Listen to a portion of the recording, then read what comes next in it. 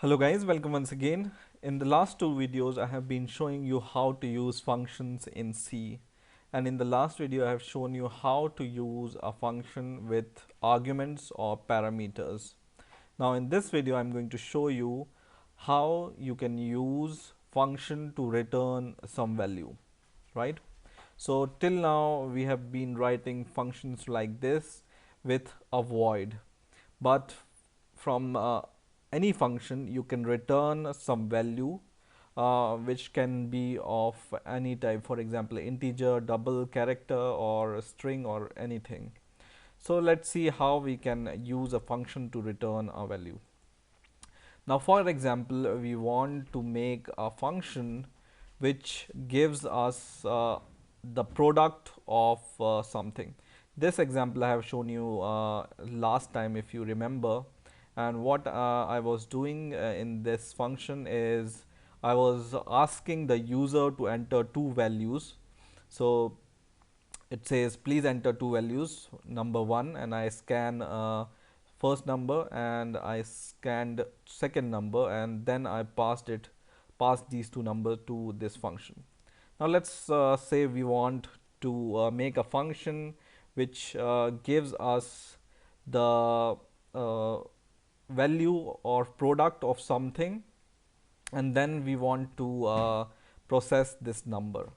So we will make a new function here to return some value. So for example, we want to make a function which gives us the multiplication of two numbers or product of two numbers. So and it will return something. So what we are going to do, we are going to write first of all return value. Earlier we used to write here void because we were not returning anything, but this time we will return some integer from the function. That's why we are writing int here, right?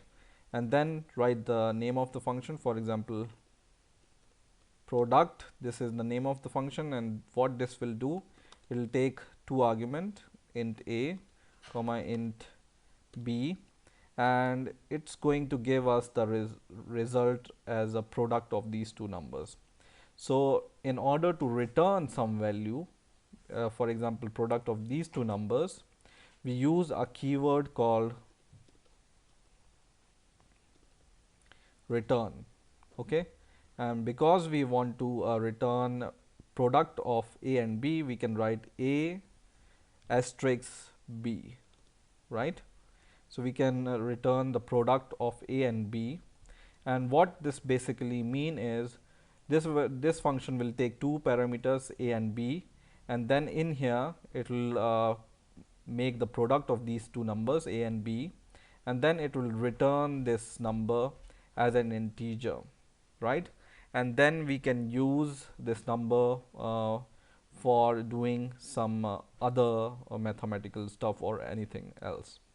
So for calling this function, we can call it just by its name, and because we have the code from the last time in which we have declared two numbers and we were asking user to enter two numbers, this is really basic. So by now you may have known what this code is doing. It's just taking two values from the user, and then we will pass these two values x comma y to our product function, right? And then this x comma y will be replaced here in the place of a and b, and it will give multiply these two numbers, and then it will return the product as an integer. So because it's going to return our product, we will define an integer, for example int prod. So this integer we will use, integer variable we will use to store the product which will be returned by this product function, right? So product or prod is equal to product, because this function is going to return something as an integer, and we will store this integer which this function is going to return in this variable, right? And then we can print the value of printf, and then we can print product is equal to percentage d comma prod, which is this one, this variable, right? And let's see what happens when we compile our program. I will just make it a little bit smaller so that we can see all our program. I will run the program now, and it's saying something. Let's see what's the error.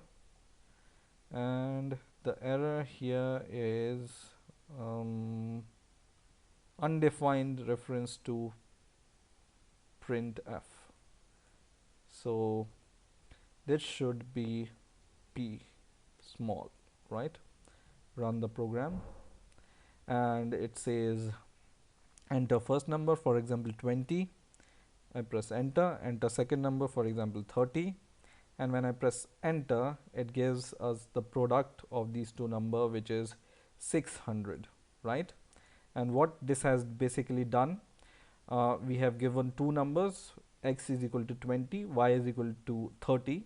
So now x is equal to 20, which is replaced here, and y is equal to 30, which is replaced here. So 20 and 30 is passed to this function, and this goes here. Then it will multiply 20 and 30, and then it will return the result into this variable, which we can store.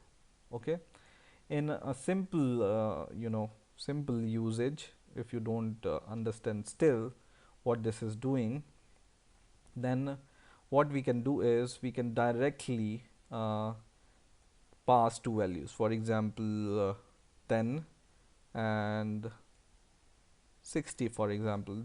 I'm taking simple values so that you can understand. So this is basically 10 and 20 we have passed to this function. Because this function takes integer, so we need to pass only integers here, right? So 10 will be replaced here at the place of a, and 60 will be replaced here at the place of b. Now 10 will be multiplied by 60, and then it will be returned, and this value we can store it in another variable, for example this variable, which we can use for something. Or for example, if you want to use this function in or this variable for some other use, so what we want to do is, for example, a result is equal to, and then do percentage d, and what we want to do is whatever product we are getting from our product function, we want to add 10 to it and then show the result. Okay, so I will call product, and let's delete this thing for now, and we will make it more simple. So what we are going to do is we are going to call this function called product, and we will pass two values. For example, we pass this time 5 and 5 once again. So 5 into 5 is 25, right? This is a simple parameter I'm giving so that we know the result. So 5 into 5 is 25, which will be returned by this product, and we can add 10 to it, and the result will be 35, right?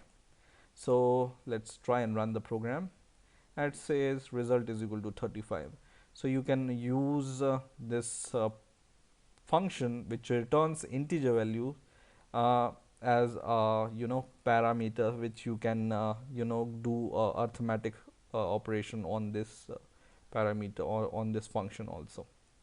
So in this way you can use function which returns value. Okay, and don't forget to use this return keyword whenever you are returning anything. So I hope you understood the basic concept of function which returns, and I hope you have enjoyed this video. Please rate, comment and subscribe, and bye for now.